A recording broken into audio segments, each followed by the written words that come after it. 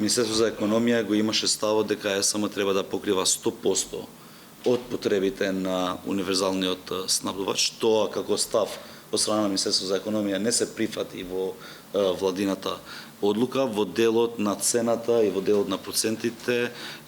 тоа се одлуки кои се носат во затворена седница на владата и јас немам право тие да ги кажувам јавно, но приближно се тие што вие ги кажувавте. Очекувам регулаторната комисија за енергетика, која е независна институција, да донесе соодветна одлука што нема да биде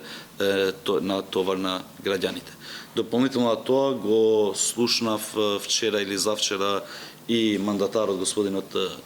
Мицкоски и имајќи го предвид параметрите, очекувам дека наредната влада ќе ја ревидира таа одлука се со цел да нема зголемување на цената на електричната енергија, а согласно тоа што го приметив во нивната програма во енергетскиот сектор, има мерки кои се во тек и кои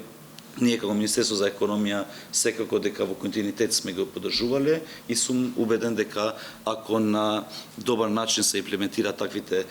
мерки, може од 1 јануари да има и намалување на цената на електрична енергија.